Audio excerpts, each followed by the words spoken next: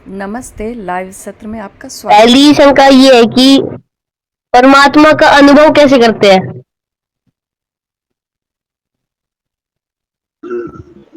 अभी तो जो अच्छे काम आपको पता है वो करने चाहिए। जैसे हम पहले एक ही बार में 10वीं या 12वीं सीढ़ी पे नहीं चढ़ सकते, या एक बार में हम एमएससी की क्लास में नहीं जा सकते। आपको एमएससी करनी है तो क्रमशः चलना होता है। ऐसे ही जो परमेश्वर के साक्षात्कार के लिए यम नियम आसन प्राणायाम प्रत्याहार धारणा ध्यान समाधि, ये कुछ क्रम दिया हुआ है। तो उसका पालन करते करते हम लोग जो है ईश्वर का साक्षात्कार भी कर सकते हैं। और विचार करने वैचारिक स्तर पे आप जो सुंदर सृष्टि बनी हुई दिखाई देती है उसको देख करके, अपना शरीर इतने अच्छे बने हुए हैं हम लोगों के, तो उनको देख करके परमेश्वर की सत्ता की का अनुभव कर सकते हैं। और परमात्मा का प्रमाण क्या है कि वो हर बुरे मनुष्य में भी है। पूरे मनुष्य में है, इसका प्रमाण क्या है? परमात्मा जो है वो सूक्ष्मतम है, तो सूक्ष्मतम पदार्थ जैसे आज भी आया था, कम से कम छोटे से छोटा पदार्थ जो है वो हर बड़े पदार्थ के अंदर मिलता है, इसलिए वो सब जगह पर होगा, क्योंकि वो सूक्ष्म है, सबसे ज्यादा छोटा है इसलिए।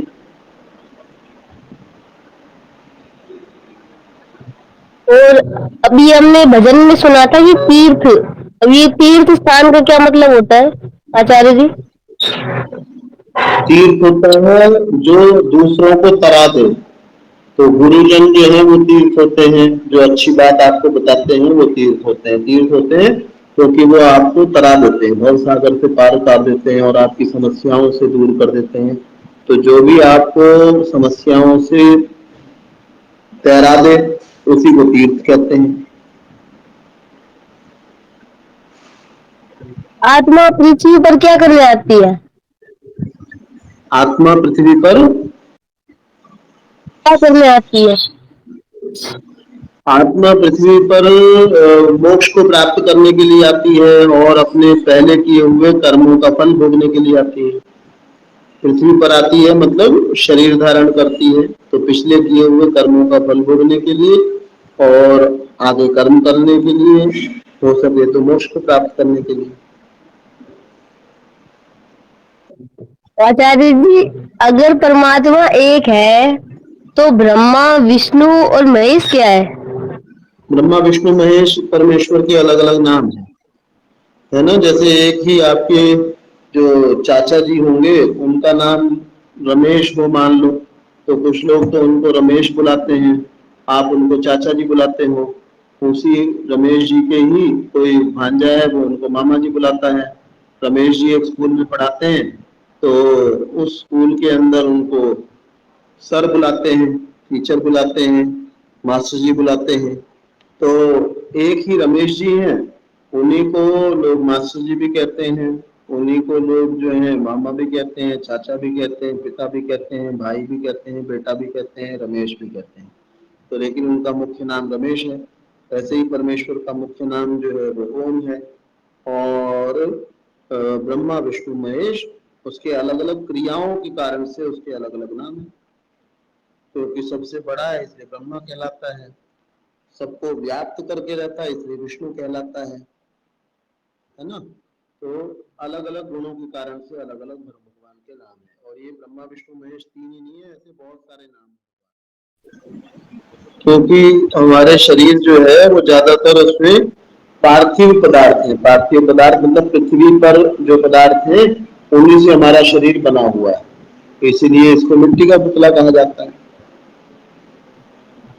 आत्मा मिट्टी से की, बना हुआ है। आचार्य जी, आत्मा की उम्र होती है।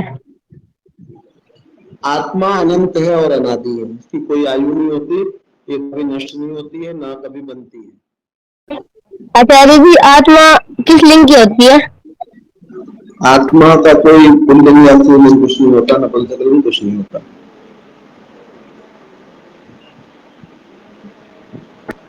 क्या कर्म जानवर भी करते हैं। उनकी योनि भोग योनि कहलाती है। वो कर्म तो करते हैं, भोगते हैं, दौड़ते हैं, लेकिन उनको इसका कोई फल नहीं मिलता। वो जो भी कर रहे हैं उसका उनको बुरा या अच्छा फल नहीं मिलता। तो केवल भोग भोगने के लिए आए हुए हैं, इसलिए उनकी योनि भोग योनि कहलाती है। भगवान और परमात्मा में अंतर क्या है? परमेश्वर के ही दोनों अलग अलग नाम है। परमात्मा जो है वो केवल परमेश्वर के लिए प्रयोग किया जा सकता है। भगवान जो है वो राजा को, और कोई जैसे दयानंद के लिए भी आया, भगवान दयानंद यहाँ बीच में लिखते हैं, तो भगवान केवल जो है वो शब्द राजा के लिए भी आ सकता है, कोई ऐश्वर्यशाली व्यक्ति, धन संपन्न व्यक्ति है उसके लिए आ सकता है, कोई विद्वान है उसके लिए आ सकता है, लेकिन परमात्मा नहीं आ सकता। परमात्मा केवल सृष्टि की रचयिता, रचना करने वाले भगवान के लिए प्रयोग हो सकता है।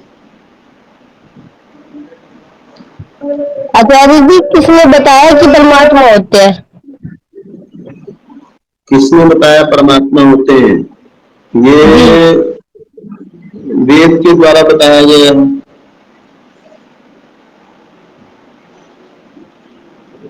परमात्मा खाते हैं, पीते हैं, सोते हैं, ये क्या सही है? नहीं, न भगवान खाता है, न पीता है, न सोता है। वो सदा एक रस रहता है, सदा आनंद स्वरूप रहता है।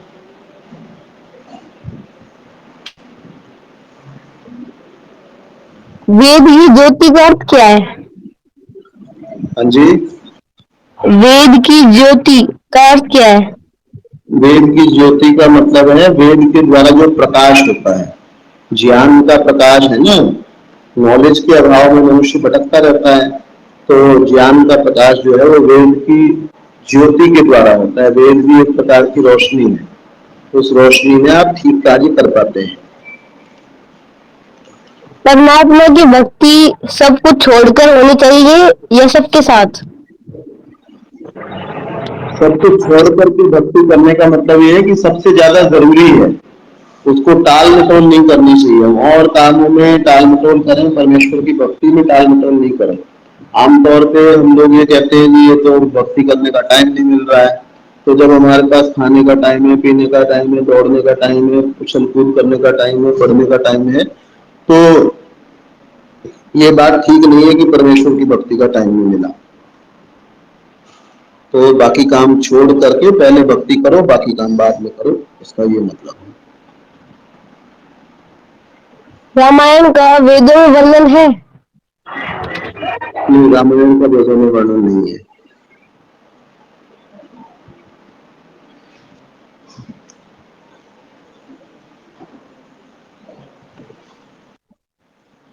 क्या गाय माता को भारत देश का राष्ट्र पशु होना चाहिए? होना चाहिए। इसका कारण बता सकते हैं?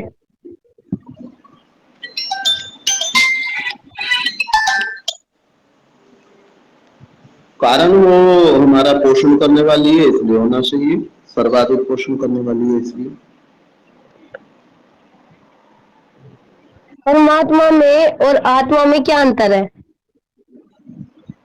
परमात्मा के कुछ अलग गुण हैं, जीवात्मा के अलग हैं आत्मा के। परमात्मा सर्वज्ञ है, जीवात्मा अल्पज्ञ है। परमेश्वर न्यायकारी है, जीवात्मा जो है न्याय भी कर लेता है, अन्याय भी कर लेता है। परमेश्वर जो है वो शरीर धारण नहीं करता, जीवात्मा जो है वो शरीर धारण करता है। ऐसे बहुत सारी विशेषताएं परमात्मा की अलग हैं और जीवात्मा की अलग हैं। और कुछ चीजें एक जैसी भी हैं। परमेश्वर भी सत्य है, अर्थात उसकी सत्ता है वो है, और जीवात्मा भी है। और परमेश्वर भी चेतन है, जीवात्मा भी चेतन है। परमेश्वर आनंद स्वरूप है और इसको आनंद की प्राप्ति की इच्छा है। वो देव बन सकते हैं। देव का मतलब होता है देने वाला, जो समाज से कम देता है और ज्यादा देता है, तो देव बन सकते हैं। वेद शब्द का अर्थ क्या है? ज्ञान।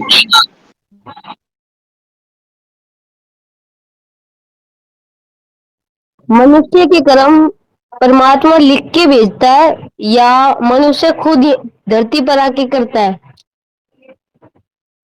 खुद करता है, मनुष्य जो है कर्म करने में स्वतंत्र है, इसलिए खुद ही करता है।